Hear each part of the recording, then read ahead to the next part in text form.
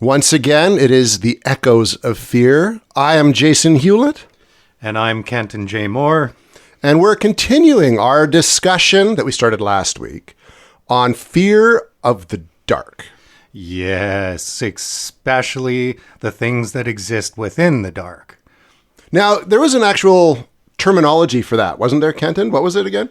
Yeah, so Nyctophobia is the name of the fear of the darkness. It's the fear of night or fear of dark.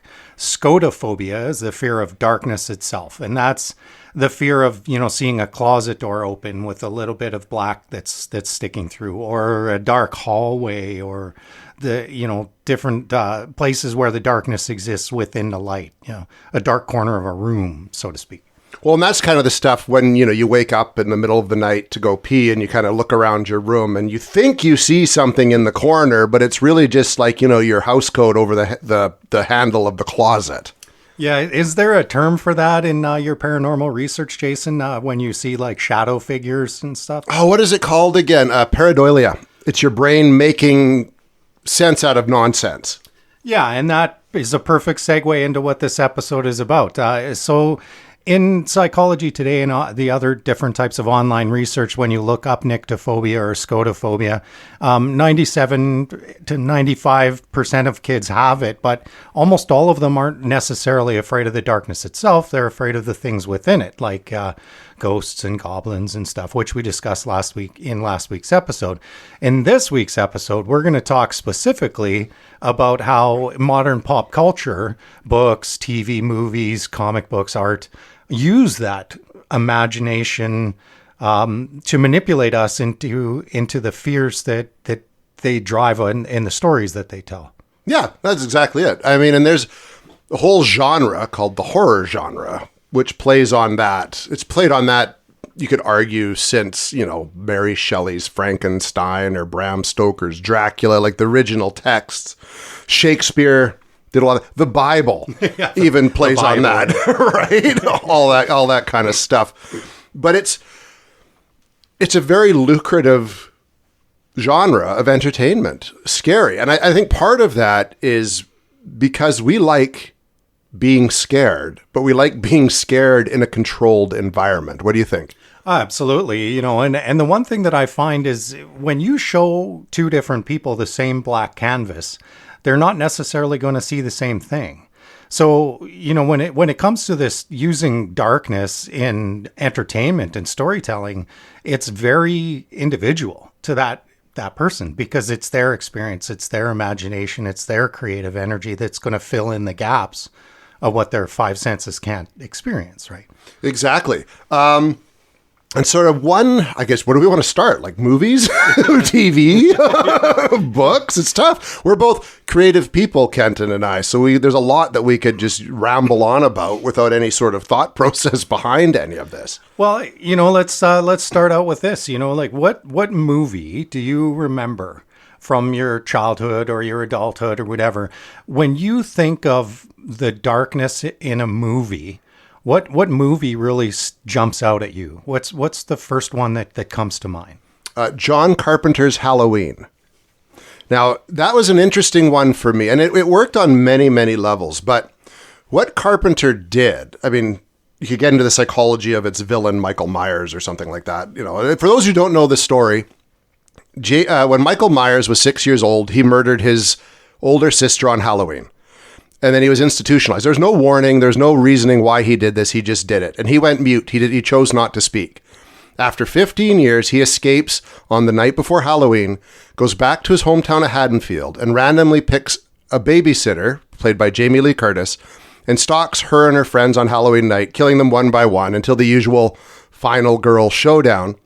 And then a character named Dr. Loomis, who's Michael Myers' psychologist, is also tracking Michael. And at the end, spoiler alert, he shoots Michael 6 times, blowing him out a window. And it's a great line, is sort of Jamie Lee Curtis says, "It was the boogeyman," which is a very classic nightmarish figure. To which Dr. Loomis replies, "As a matter of fact, it was." And what got me about this movie, through the whole thing, it's completely believable. He's just a killer, random killer.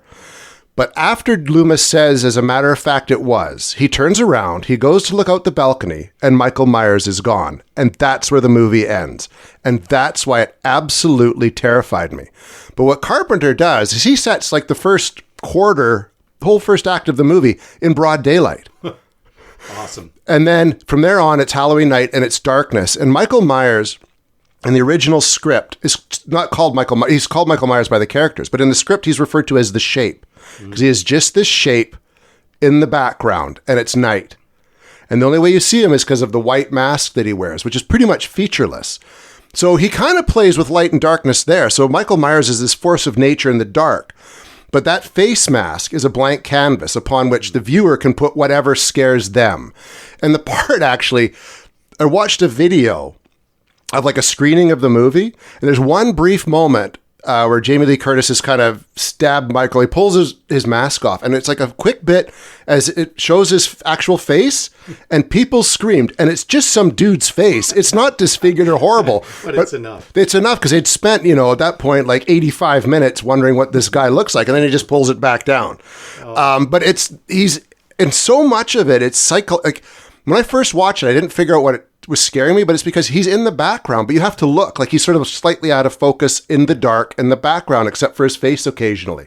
Yeah. And then he kind of, throughout the movie, just gets closer and closer and closer and closer until he's finally revealed in one scene. And that's really well done. Yeah.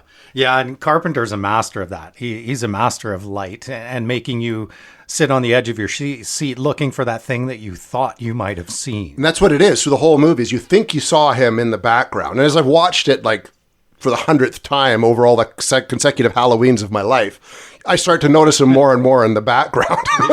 Yeah, because once you know he's there, you're looking for him, right? You know that's where he's coming from. It's the Where's Waldo of horror movies. Yeah, for me, I really gotta hand it to the OG, the Never Ending Story. When I saw that movie when I was a kid, at the end there, when Atreyu comes across Gamork, the wolf, the werewolf that's the servant of the nothing there, when he first comes out of that cave, man, that just did it to me. That was a jump scare that stayed with me for years, seeing that those teeth and those eyes coming out of the darkness. That led into other movies and other things where that ability to bring something out of the darkness in a not so instant way, like, jump scares in video games where things come out of the black is all over the place. But that wolf, man, that did it for me when I was a kid.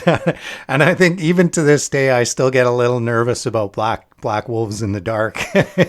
Well, they hide really well, right? And that a good filmmaker will understand that. Like, the horror genre lately has been a lot more just things jumping out at you, or a loud noise to shock you, or gore, lots of gore. The Terrifier movies have done that, and they're fine in their own capacity. But the best ones are the ones that understand that it's not what you see. Like Jaws, which would be more of like a water one, but what made Jaws scary is that when they made it, the shark didn't work, so Spielberg had to come up with other ways to frighten you. So it was the POV shot from deep down in the ocean looking up at the swimmer. Yeah. Or or the barrels, when they came with the idea of attaching barrels to Jaws to try to keep it on the surface, but it would go underwater, and then suddenly the barrels would pop up and you knew the shark was there, but that was scary. Yeah, we're definitely going to have to do a future episode on thalassophobia and bathyphobia, which are both water related. I myself suffer from bathyphobia, just fun fact for you, so wait for that episode. It'll be great. Yet you were in the Navy. I get that a lot. You know what? The boat is on top of the water, man. As long as I'm not floating in it above that abyss, I'm okay. But like really good playing on fear of the dark. I think, have you ever seen The Changeling from 1980 with George C. Scott? No, I can't say I have. It's a Canadian film. It's a haunted house story, basically, where George C. Scott's character has lost his wife and daughter in an accident. So he moves from New York, to Seattle, and he rents this big old dark scary house. And he's one guy living in a big old dark scary house, right? Awesome. So there's lots of room for things to hide, but the house is haunted by the spirit of this boy. And it does so much with like just not seeing what's there. It's like there's a bit where he's a musician. So he's like a music instructor. He's playing his piano, and then behind him, the door just kind of slowly creaks open, even though no one's there. Or in what is the best scare, his daughter used to have a ball.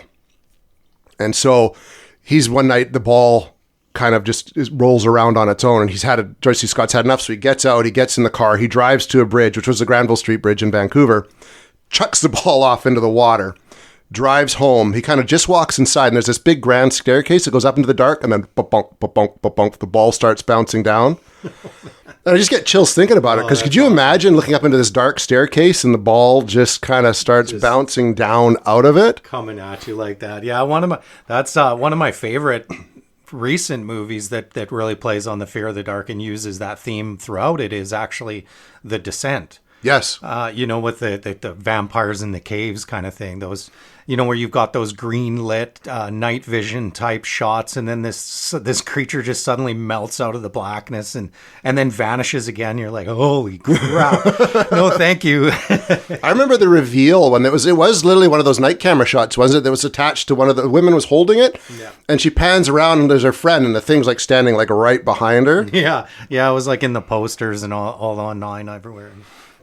And a good filmmaker knows how to do that. And when I went to film school, and it was something, you sort of mentioned this a bit too, there's different ways to light something. Could you use your example that you gave? Yeah, so when I studied concept art and design at Vancouver Animation School a few years ago.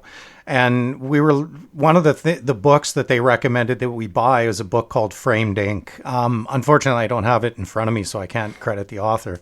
Sad, smack myself in. But there was a passage in Framed Ink where it was talking about you're given a budget to make 2 different movies, and the budget is only enough to purchase one single room.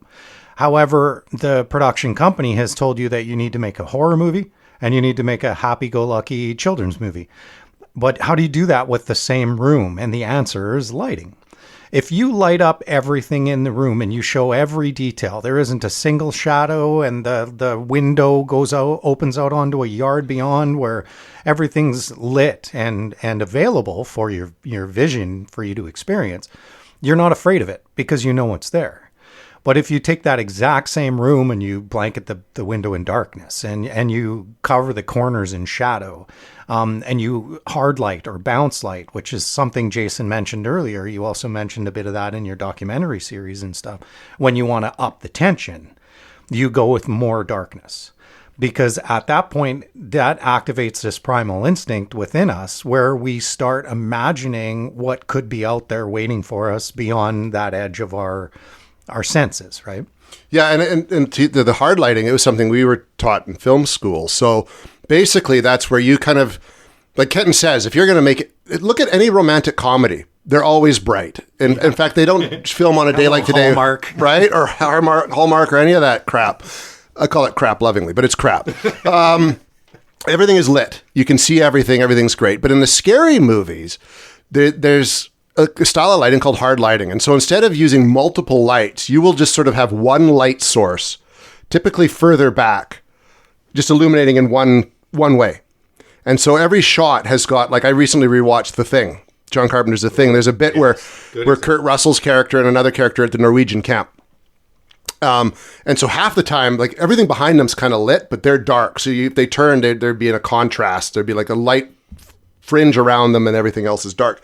And it's creepy. Like it really, and Carpenter only shows you what you need to see. So the person who's previously committed suicide in the chair is, lit a certain way. So they're just shaped. You can kind of see how the blood is frozen coming out of their arms. And it creates a real mood. And he does this he did this in Halloween, even in more of his action movies like Escape from New York or Ghosts of Mars. He lights it that way. And it creates a feeling that it just isn't there. And it's a subconscious feeling.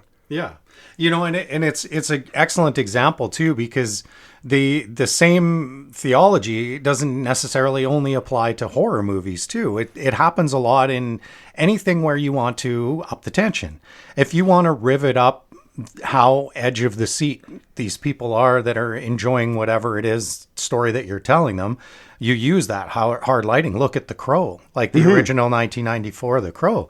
Not a horror movie at all, but there's so much hard lighting and so much bounce lighting that you really get drawn into that that fear, that tension. Is he going to succeed in his goal? Is he going to come out on top? You know what I mean? What's waiting in the shadows of this horrible city?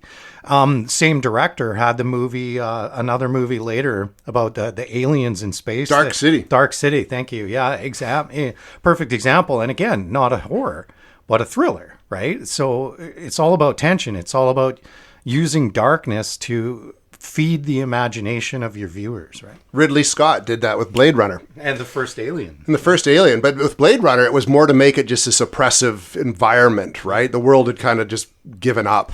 Yeah, that whole post-apocalyptic, yeah. No. Great movies. But yeah, it creates sort of a vibe. And I mean, video games have kind of gone and done the same thing. There's a whole series called the Dark Pictures Anthology. Huge fan. I have them all. Yeah, the Supermassive Games did it. And then they did, God, now I'm trying to think of all the titles of all of them. Oh, where do you want me to start? Just rail them off, brother. So I got into them actually with my daughter. My daughter got me into Until Dawn was the first. Oh, that's brilliant, man. Yeah, and I mean, of course, Wendigos too. So, big plug here for Jason. He's got some Wendigo work coming up. I'll let him talk about that. I can't talk too much about it yet, but coming in 2025. Yeah, there you go. Teaser for you, haha. But yeah, Until Dark used it fantastically. But all of the Dark Pictures games are very thematic in the same sense, where you're controlling a character, one of many. Every decision you make is affected by the things you're going to do. But you go through the entire game shrouded in darkness. Every time you have control of a character, you have a source of light. So you move your character and then you use the other controller to point said source of light. Could be a flashlight, could be a lighter. I think in Little Heaven. Little Heaven? No. Oh, I know I want to say Little Dark. My daughter's probably listening right now, and she's like, "Dad, you're an idiot.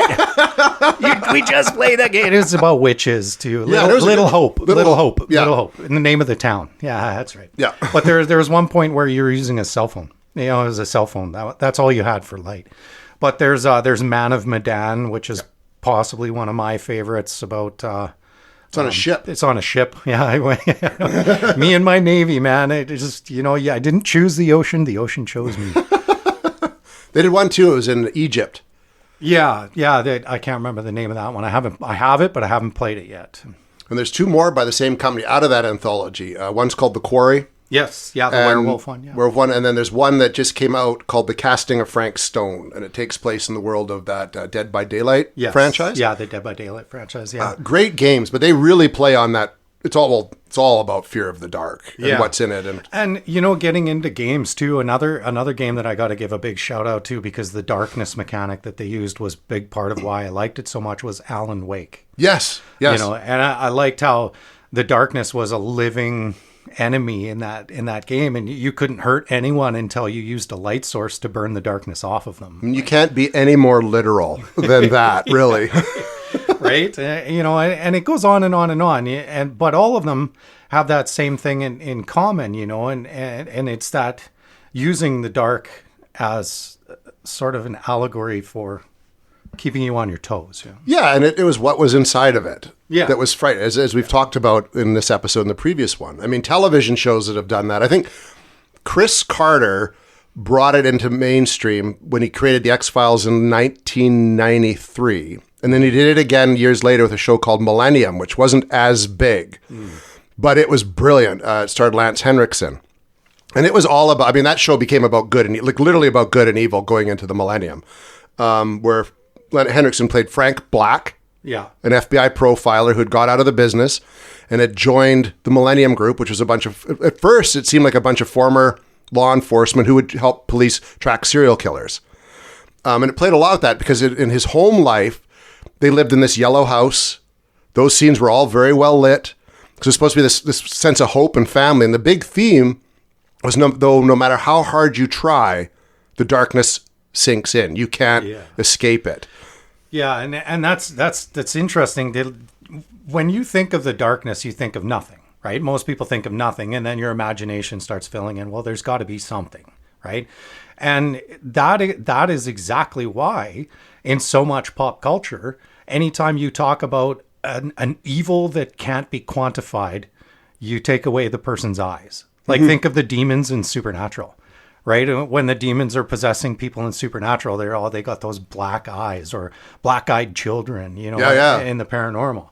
It's like it's a terrifying thought for us because eyes are considered windows of the soul. So if there's nothing but blackness in the eye, there's nothing but blackness in the soul, right? Big time. And that's you're right. That's a very subtle theme used in a lot of these, right? I think in Evil Dead, their eyes would kind of go white. Yeah. It was the same idea, right? Zombies and stuff. Yeah, they're all different. They're all different, but kind of a similar idea.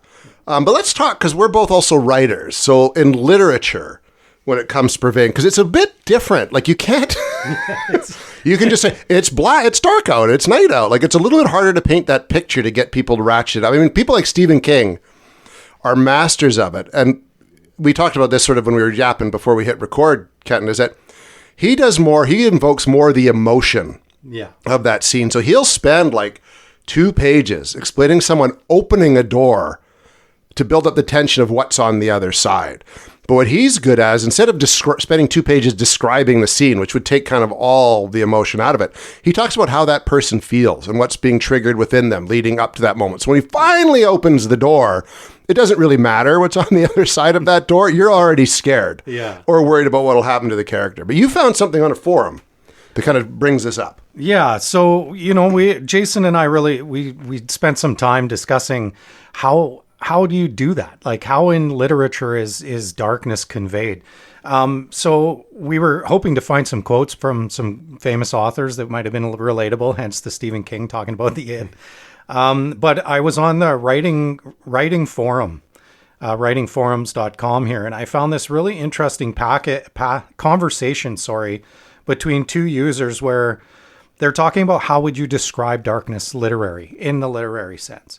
And you say, you know, like imagine you're outside at night, no sun, no moon, it's dark out, you have no cell phone, no flashlight. Some people might refer to that as being pitch black. But now all of a sudden, all the electricity goes out. No street lights, headlights, commercial signs, nothing. How would you describe that blackness? And one of the other users later said, well, pitch black is sort of generic. It's sort of a trope. A lot of people use it. It's cliche to just say, oh, it was pitch black, right? So how would you do that in a different way? And he said an example description could be, I tried to open my eyes and failed before realizing they were already open. Most night skies were the darkest of grays, but this one was pure black, like someone had shut off the moon and the stars. I like that. That's really good. Because we've all been out on a clouded overnight in the wood. Well, not all of us, I guess, but I know you and I have been out in the woods when it's been like no stars, clouded over. It's dark. Sometimes you can't even see your hand. Like it's that cliche, you put your hand up in front of you and you wave it and you still can't see it. Yeah. And I mean, we've been in that place too, where you're out in the pitch black dark in the woods and there isn't a light around, but you can still see. Mm-hmm. You know, after a while, you get this faint sense of shape, you know? Yes. So there's still some light. And, you know, like there's that famous scene that everybody likes to talk about in The Life of Pi, when, you know, he's floating across the Pacific Ocean in the boat there, and you can't tell the difference between the ocean and the stars because the water's so calm and all that. I've actually seen that. I've experienced that in real life. That'd be crazy. It was the wildest thing, you know, like, so we're on a warship in the middle of the Pacific, and the water was so glassy that it was reflecting the stars above, and you couldn't tell the horizon. It was stars below, stars above. And the only way to know that you had any kind of sense of direction was because the boat was leaving a trail of phosphorescence in an algae bloom. So you had that like greenish kind of trail coming out behind you, like you were a metal comet shooting through space. It was the craziest thing, but there was so much light. You know, so when you think true darkness doesn't necessarily exist unless you're underground or deep in the woods, or there's some sort of shadow being cast upon you, because, you know, Nightfall by Isaac Asimov, absolutely amazing story. If any of you out there listening have never read it, read it. It's beautiful. It's about a planet that has 5 suns. So it never experiences darkness. This entire society has risen and thrived on a world without night, right? But then they realize, wait a minute, there's night coming.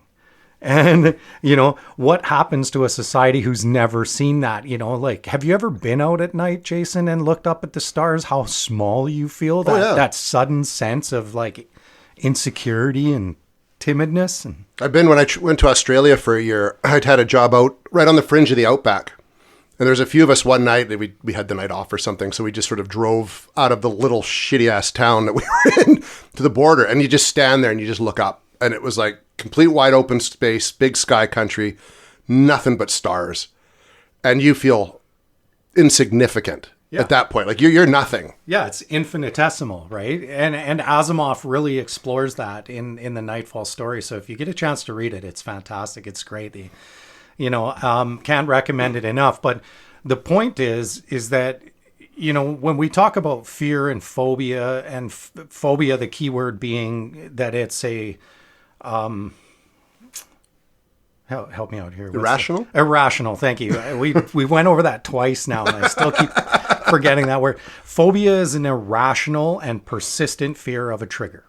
So there's no rhyme or reason, there's no logic, and that's what makes a phobia. So we're not necessarily discussing the phobias here. We're talking about the fear in a general sense. And in this, like right now, we really like to talk about how that affects all these things, like how it affects the story. And I think in literature, it's not so much about describing what darkness looks like. It's about the omission of detail. Because I think when you think of a fear of a dark room, you're afraid of the things you can't see. So in writing, you just leave those details out, dangle them like. Yeah. And just let the reader fill in that gap. Like we talked about what Carpenter did in Halloween. Yeah. Right. Basically. But instead of it being the white mask that you can put anything on, it's like the lack of description is where you fill in things. Like even when King, it's been a while since I've read it, but the way he described Pennywise was pretty generic. He made him seem like just a generic clown. Yeah. But when you have to put it on screen, first it was Tim Curry in the miniseries from the 90s, and then Bill Skarsgård played him in the feature films. He looked different in each one. Like there's some similarities, but very different interpretations. But that was what was so brilliant about this really horrifying character that King created. Yeah, and I think you're just hitting on a really important point. Is the original in the miniseries, they had a lower budget back then and stuff, right? And so they were really capitalizing on practical effects. And practical effects are dominated by the use of light, like you were mentioning earlier about your film school experience. So I think in a way, like to me, I haven't seen the second part of the new It yet, but I seen the first part, and it did not scare me like the old one did. Alien Romulus that just came out, everybody hails it as being so applicable to the originals, and I'm like, God no, the original Alien, the original Ridley Scott Alien still just ruins me. It's that practical effect and use of lighting was just so much better than modern CGI and special effects, because I find, and please correct me if I'm wrong, email us, message us, whatever, if you disagree, open the discussion. I'd love to hear it. But I find that CGI needs to be brighter. CGI can't be true dark, or it just feels fake. It does. And they'll use sometimes darkness in a story to hide crappy CGI more than anything, right? I disagree with you. I really like Alien. This isn't a movie show. We're not going to be Siskel and Ebert. I really like Alien Romulus. I think it's the best Alien movie since Aliens, in that sense, because it's more like that. But no, it like in cinematic discussions, the last great movie in my mind that came out was in 1999, and that was Fight Club. The only time that we get close is when Fincher made Zodiac. Yeah, also good lighting in Fight Club. Oh, Fight Club. He does that. David Fincher does darkness better than any other filmmaker. I could talk Seven or The Game or Zodiac, even like, was it Benjamin Button, I think is that other one? Yeah, it is. Yeah. But he just seems fascinated by darkness, and all of his movies are very moody. Like Seven is just a gorgeous dark movie to watch. Desaturated color. Right, raining all the time, all hard light. Even like the dinner scene, which is kind of nice. You know, when Morgan Freeman goes over to Brad Pitt and Gwyneth Paltrow's house, it's not lit like any other movie scene like that would normally be super bright and all that. The color's still saturated. It's still not relying on main lighting. You know what I mean? Yeah. But like that movie unnerved people so much. I mean, the content is horrific, but it's also just the way he shot it. It portrays dark. I mean, some people just couldn't handle it, but I just ate it up, man. I loved just the dark in that movie. Yeah, and I haven't seen it. So what? It's 30 years old next year, man. sounds like Jason and I are planning a movie night here. It's on Netflix. What's wrong?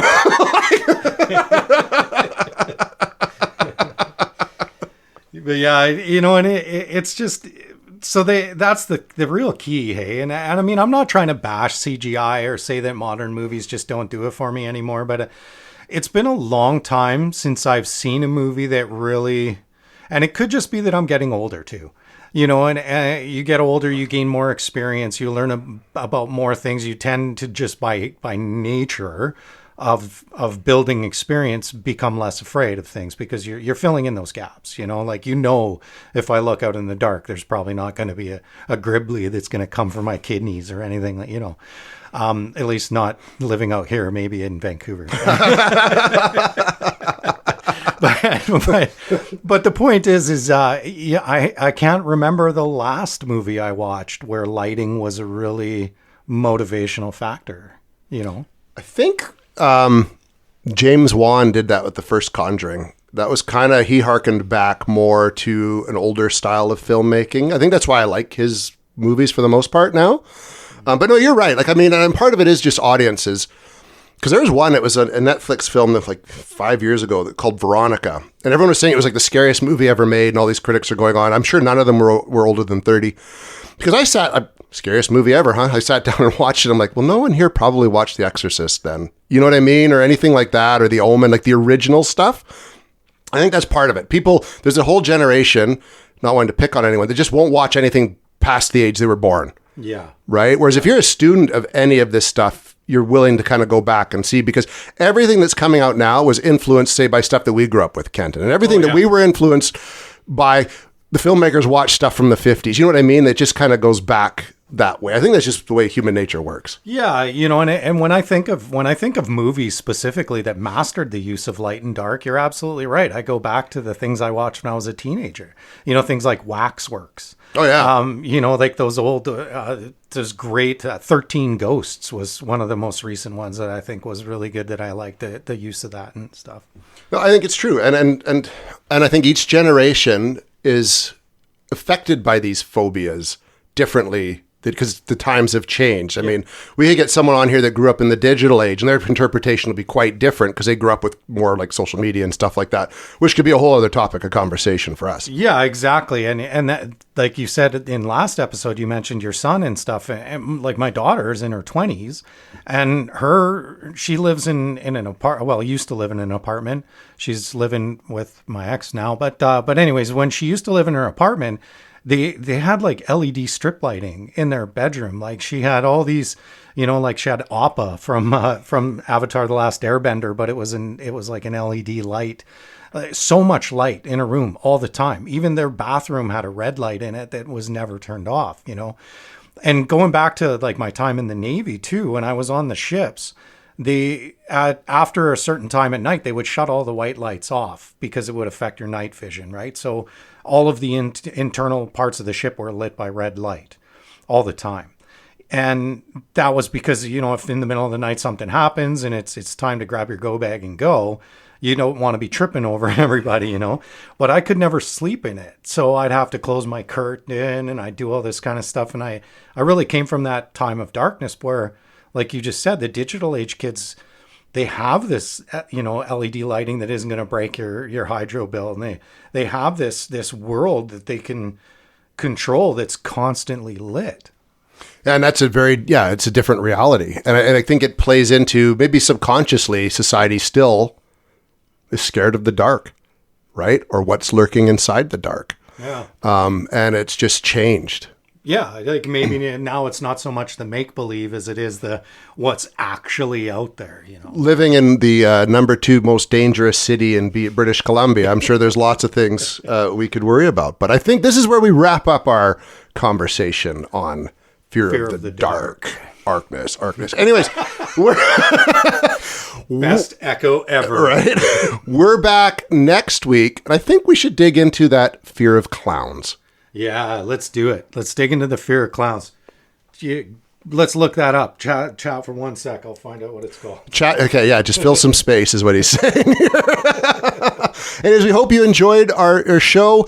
I guess by the time this comes out, we're going to have some socials created that you can at least interact with us on, the Echoes of Fear. But leave us a comment, send us a DM. We'd be happy to hear from you. You can even reach Kenton through his Soul Forge Media website. Yeah. You could find me at www.kentonjmoore.com. Look at some of the writing that I've got out there. Specific to what we're talking about here, I got a collection of short stories that you might like called The Dark Below the Ice and Other Stories. And look up Jason too. Yeah, no, yeah, you can just find me. Jason Hewlett Official on the Instagram. So, how do you even pronounce that? Coulrophobia. What? Yeah, it's literally coulrophobia. Coulrophobia is a phobia of clowns. So we'll be talking about that for the next 2 episodes. Kind of the same format. First one, more the practical psychological side. Part 2 will always focus more on the pop culture literary side. We hope you enjoyed this, and we'll talk to you next week. Thank you very much.